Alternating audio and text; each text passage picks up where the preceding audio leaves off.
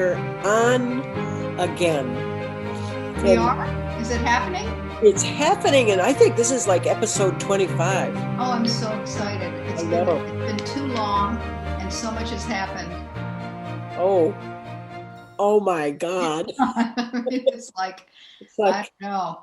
But like what I love is that, you and I keep looking for subject matter that we think is going to be provocative and fun and conscious and all that stuff. And what do we come up with? Women, women. brazen women. Yes. You know, I think that our show today is very interesting because I'm not sure that I'm one of these people. Oh, I think you are. You do? Yeah, I've been with you a lot in lots of different circumstances, and you can be utterly shameless sometimes. I hope so. Hmm.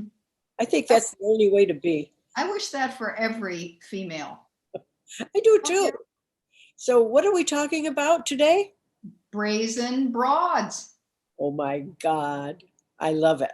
And there's the list. I compiled a huge list, but I got it down to three that are my favorites. How about you? Well, I think this too, that we are already out there on YouTube as semi-enlightened ancient broads. Hmm.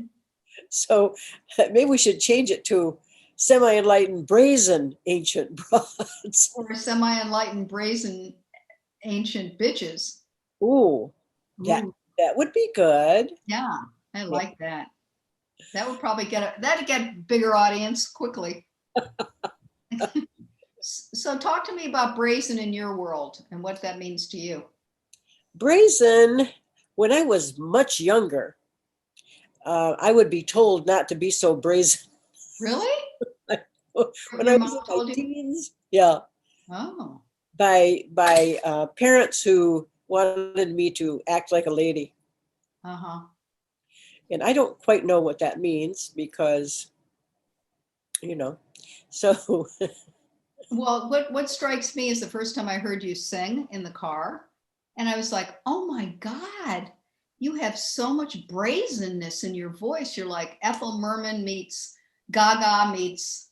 I mean, you have so much chi and delight and fearlessness in your voice. That's what I mean when I think of your brazenness. I think of you on stage. I think I'll of you go with that. teaching. Yeah, I'll go with that. it's powerful. So I know some people who I feel are brazen, Yeah, and I applaud that. me I too. applaud that in people. Me too. And I'm going to say particularly women, Hmm. mainly because so many times women always have felt like they needed to take a step back, not speak up. And in today's world, it's very different. A la Kamala. A la Kamala, yeah. Hmm. Tell me what you think about as brazen. Well, I think it's someone that stands up for what she believes in and isn't afraid of what people are going to say or feel about her. Yeah. And no matter how big she is or how strident her views are or whatever, because it takes balls. Unfortunately, it's set up that way in society, and it's changing, and we don't have to wear balls any longer, hopefully. But that's what I always think of gutsy, Gutsy. really gutsy. I do too. Yeah. Brazen and gutsy are kind of there together. The first person that came to me was Cleopatra. Interesting. Centuries ago. That girl knew what to do. She Yeah. knew what to say. She pulled all kinds of shenanigans sexually, politically, romantically, as a woman, as a foil. I mean, she did everything Mhm. to make her point. And you Mhm. can like her or not like her, Right. but Yeah. she was brazen. I like that. Someone I think was brazen was Eleanor Roosevelt Oh yeah. because she did what she was going to do. She did it like a lady, Yep. but she just did what she needed to do, and I find that very admirable. I do too. I just listened to one of her speeches the other night on that program on MSNBC on the First Ladies. Oh, yes. Oh God, she was incredible. She was really powerful and Very. and compassionate too with her power. Yeah. I guess right now during this time period, the one that just keeps coming to me over and over again, that she's been a bit of an icon for me, is Jane Fonda. I know, me too. You know, for Mhm. how many years has Yeah. she stepped out of what's popular and taken us with her if we wanted to go into this really courageous territory? Yeah. Yeah. And she had, the whole world was against her at one point. Oh my God. Tell Well, me. against the whole Vietnam War thing and everything. She still kept going. What they call her? I remember years ago, I went to, I like to tell a little tale about Jane. I went to a book signing. I don't think you went with me. This was in 2004. And I was so excited because she was coming to Kepler's in Menlo Park. And I got in line with lots of people. But before I got in line, she gave a talk about her life, because it was when, I think it was called Act Three came out. Right. And someone said to her, "Are you still the sexy woman that you've always been?" And she said, "Honey, I've had more sex than you could ever even imagine, more than everybody probably in this room." And it was so great. And everybody started laughing and clapping and woo-hooing, and the women just loved it. The men did too, of course. Yes, of But course. I just thought, who is that? What part of her? Who taught her that? Who opened the permission gates for her? Exactly. Yeah. You And know, when? and when? Uh-huh. Exactly. And then when I went up to talk to her, because we could all have our book signed, she was so nice and down to earth and open. And Uh, I thought, this woman just is who she is. She's so comfortable with herself yeah. that she's just who she is. Yeah. At some place she decided to be comfortable with herself. Yeah, Someplace she decided, I'm guessing, I don't know her, but I'm guessing that someplace she decided that she didn't need to be shy or ashamed of anything she did. that's right. Yeah. And she's got that sage energy. She just runs on fire. She's got that sexiness and that energy and that attitude. And she's got it all. She's got that beautiful face that goes on and on, with those eyes that go on forever, Right. Yeah. that can walk in anybody's shoes. Uh-huh. That's what I, I love about her. She'll yeah. walk in anybody's shoes. So that's Right. my brazen girlfriend. How about Right. you? Well, I think that there are so many women out there, especially today, Yeah, who have especially. that brazenness, Yeah. and some in a good way, some not in such a good way. Mm-hmm. But I think that when women in particular can move from being too shy or thinking that, well, no, I can't say that, Yeah, or right. I can't be front and center, then I think they're missing part of life. Mm-hmm. And they're missing part of themselves. Yeah. So I'm kind of curious when we're thinking in terms of other women or viewers today, I'm just curious about how you might feel if you decided to be a brazen broad and what that would mean. Mm-hmm. You What would know, you change? what would change? Yeah. Yeah. Because I think that I know many women who don't don't speak up and don't take a stand and and feel like that's not the correct thing to do. Mm-hmm. And yet, how are we heard? How do people know us if we are standing back, feeling guilty about speaking up or ashamed to? Mm-hmm. Does something in your own life come to you when you had felt brazen? I mean, besides singing, was there a moment where you thought, "Wow"?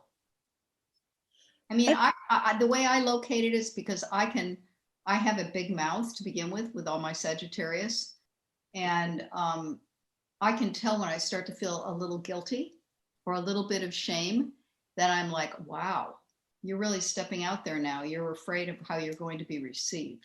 that's it. Go That ahead, keep going. yes, You know, yeah.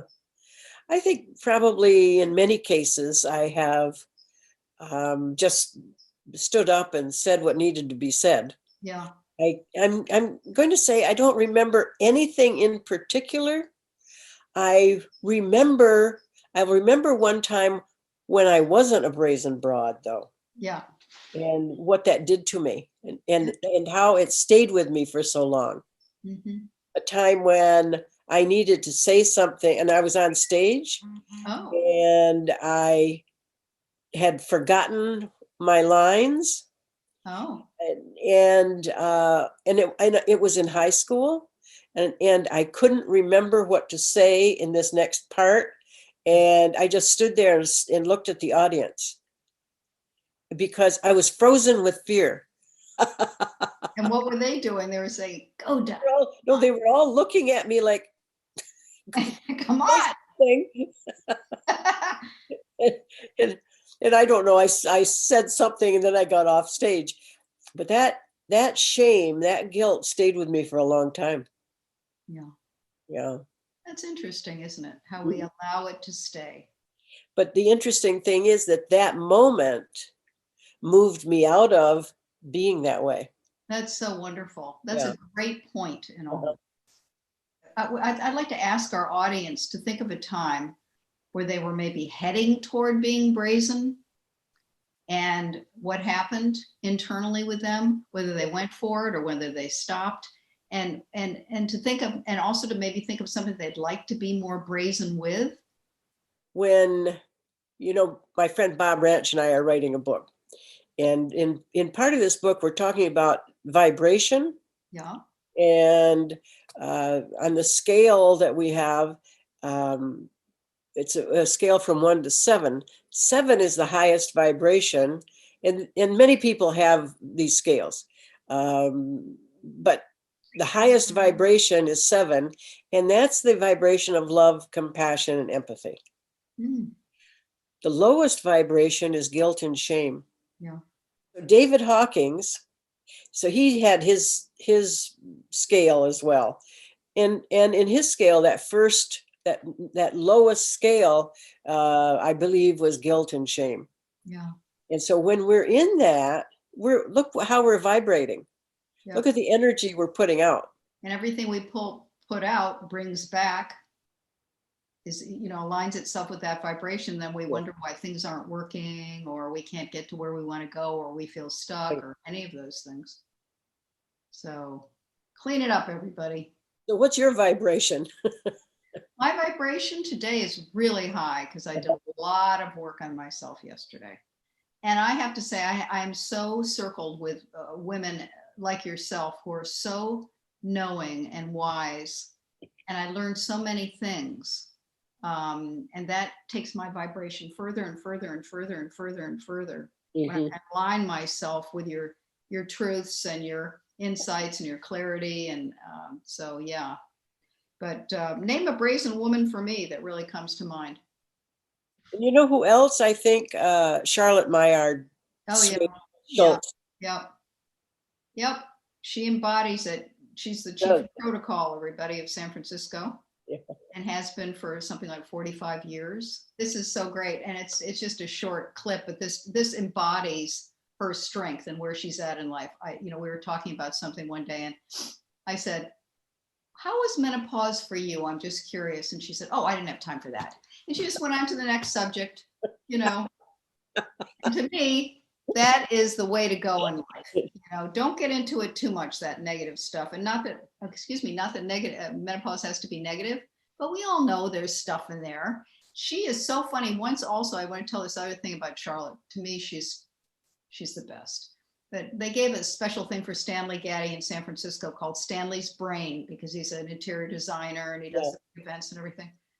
And instead of having an audience, we were up on the stage, the people that came to be a part of this event, and he had put cardboard cutouts in all the seats in the audience, of which there were many. So Charlotte, instead of talking to us, talks to the cardboard audience.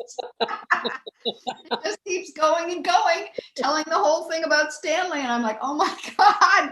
And people were hysterical.